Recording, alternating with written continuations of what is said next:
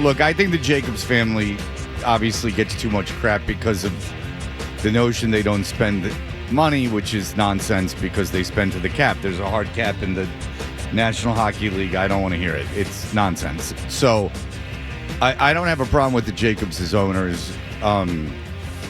I believe Charlie Jacobs. Look, he works across the street from the Garden. His father's 85. I mean, how much can his father do? I guess he watches every game and calls him after the game.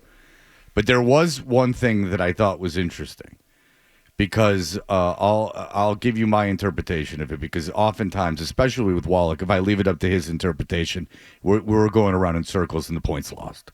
Again, I don't have any problem with the Jacobs family. I think they're good owners. I don't think they're bad owners at all.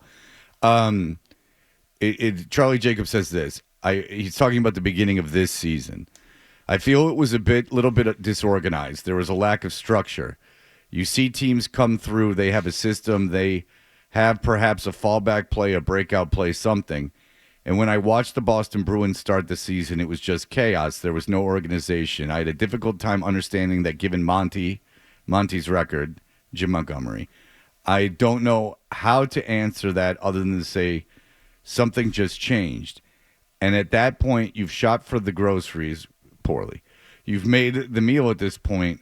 What are you going to do? Monty didn't necessarily have any answers. And at that point, we had to make a decision. Okay, is he, in an indirect way, saying Jim Montgomery was deliberately blowing the season? I didn't take that from it, even though in hindsight you could make that case, because he did sign with St. Louis about 15 minutes after he left here. Because it's a ridiculous notion. Because there's no way when there's 32 teams that a guy's going to deliberately tank one of the team's seasons. Okay, so and Wallach, I'll let you go here. The first thing I thought about when I heard this was, unless you're the rarest of owners, is any owner equipped to sit back and watch a game and really discern what's going on the ice in terms of who's responsible for unless it's just a goalie who can't stop a shot.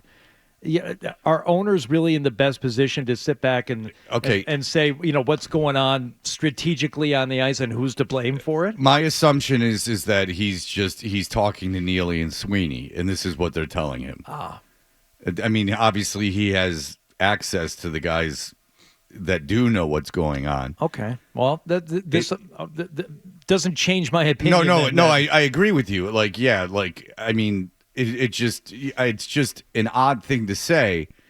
Like, it was chaos. Well then what happened after he left? You were just as bad. See, I think there's a reason why he put that there. And don't forget, Jim Montgomery was negotiating a contract extension in the couple of months leading up to, and when we talked to him preseason during that period of time.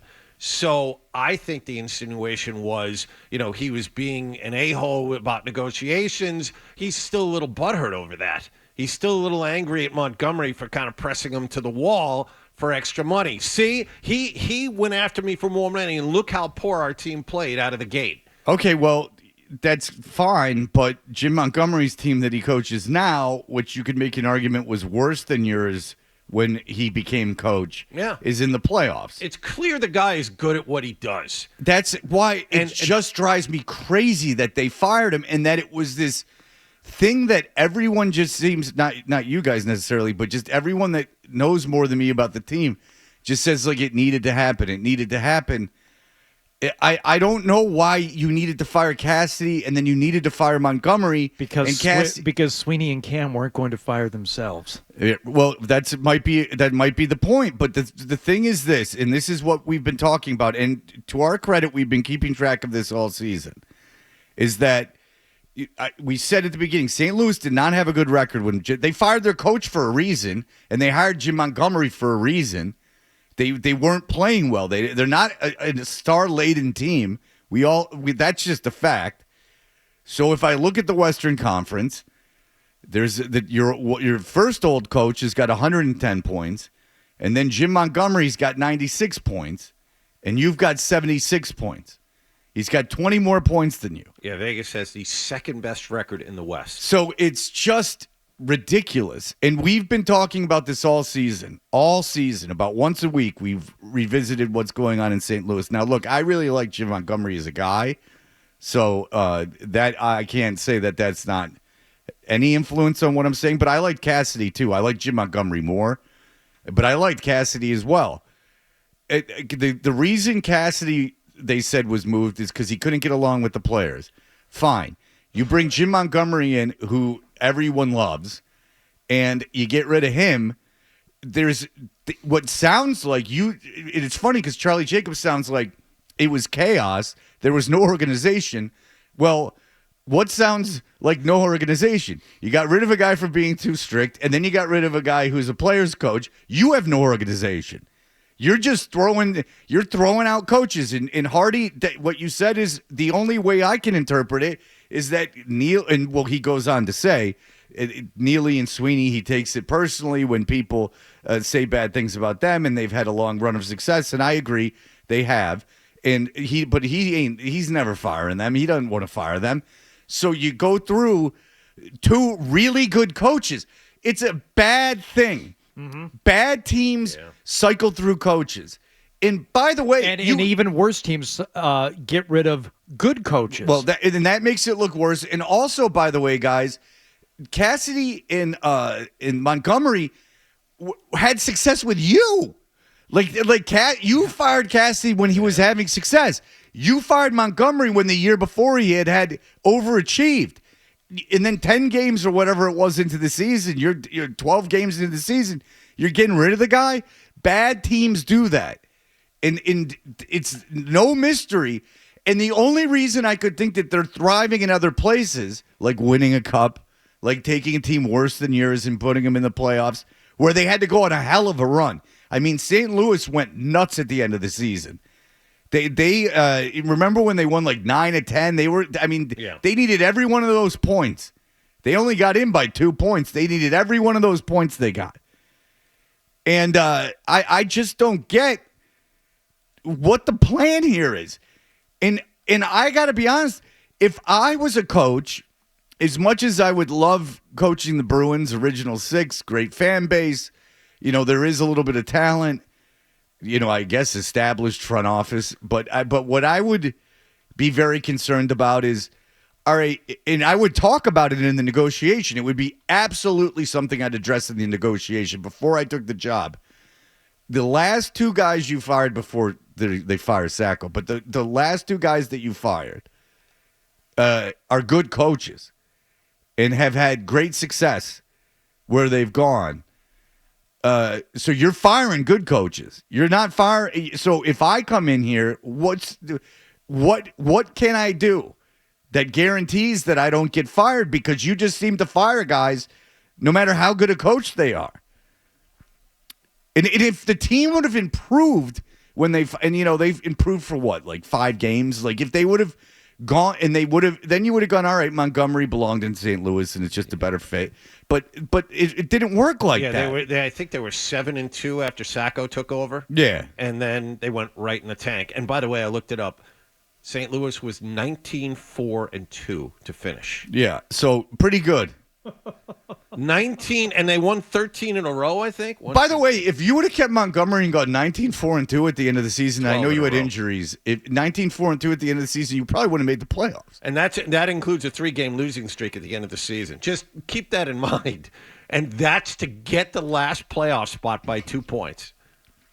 I didn't like when they fired him in the first place. The organization seems rudderless, and they got it. You can't, because now the coach, and we'll get into Ty Anderson about possible coaches, but now when you hire a coach, you can't. I mean, what are you going to do? What if the guy's a disaster? Then you're going to have to fire him. Well, that's and then it's going to be your fourth coach. Well, that's the thing. In order to maintain high confidence in this organization, this coach you have to nail. There's no excuses. You have to not only hire a guy, you have to hire a guy that's going to be here 4 or 5 years because of what has happened to you over the last 2 or 3. So if you're the Jacobs family, if you're Don Sweeney, if you're Cam Neely, you don't hire a coach in the next week. You spend a good amount of time vetting every candidate because you need to get this one right. Because if you don't get this one right, if I'm Charlie Jacobs, I go right back to say, why am I paying you? What have you done in the last 5 years that lends me to have any confidence whatsoever, especially since I just fell on my sword for you with the media yesterday or recently? I mean, if you read that Charlie Jacobs piece that Jim McBride did, and congratulations to him for getting an exclusive interview, he has gone out of his way to back Sweeney and Neely in the face of all the criticism both of them are getting. So this is on them. They need to hire not only a good coach, they need to hire a coach that's going to be here for a while. Well, I think that gets back to the exact same issue. That coach that they think is going to be here for a while might even have some real success while they're here, but if things start to go south, if things remain the same as they are now, with ownership, Sweeney and Cam all in lockstep with each other, once it starts to get uncomfortable, if things go awry, that coach is going to be gone, and you're going to be left in the same cycle. Or might they make a bigger mistake, knowing that they need to hold on to a coach for a while? If things go south, stay with him against their better judgment. Well, the Jacobs can't say not making the playoffs, so I don't know about that. But I will say this is maybe if you would have extended Montgomery, the team would have reacted. I mean, you put him in a situation where he was, he was in limbo. Maybe if you would have actually extended Montgomery based on his past performance, the team would have known we better fall in line because this guy is the coach for the next 3 years, and if we don't follow his lead, we might be gone. My playing time rests on this guy for the next 3 years. It's interesting, too, about the owners, Fred, which you kind of started all this with, because I hear a lot of criticism of the Jacobs, some of it from some diehard Bruins fans, that they're more interested in what John just said, or what you just said about making the playoffs, because that's where you make your gravy. That's where the money is made. It's the Black Friday of the sports season, because everything else is paid for and all the books are balanced on the regular season. But playoff concessions, that's where the money is made, and that's their concern. This is the criticism that I've read and heard, that they construct a team that's good enough to make the playoffs but not win. And then I say, but they have won, and they've been back to cup finals twice since then. And I don't think it's fair to well, I didn't say that. I'm saying this is the most common critique I hear of ownership. Oh, no. They want to make the playoffs because they want to make the playoffs. They want to make the play. I think the Jacobs family really doesn't like it when the team's not good. I think that they don't like it. I think that they want the team to be good. I think that their intentions are pure. I'm sure that getting money for the playoff gate. Look, this isn't the WNBA. I mean, it's not baseball where you need 81 home games to sell well if you're a medium small market team. And that's another thing we can get into today. I heard Steve Phillips arguing for no salary cap, and he didn't have an argument. Oh. He just went, if you bought a small market team, you know what you bought. Well, what if you live in a small market? Yeah. So anyway, but I think that they want to make the playoffs because they want to make the playoffs. The narrative that they are penny pinching and trying just to increase their bottom line is left over from the 1980s and Harry Sinden. Once they got, and by the way, the Jacobs were the people pushing for it first and foremost, a salary cap, a hard cap. Then all of that went away, and the Bruins do spend at the cap. And I agree with you, they're fans first, and then owners second in this case. And there's worse things in the world than wanting to make the playoffs. Yeah. Good, make the playoffs. I mean, and you can't argue with this century. You can't argue with the way the team has been this century. It's been, record-wise, win-wise, the best team this century. So, I mean, there's no debating it. It has, unless it fell apart at the end of this year. But it had been up until at least midpoint through this. If you like that clip, check out more videos from Toucher and Hardy here. For more Bruins analysis and opinion, hit this playlist.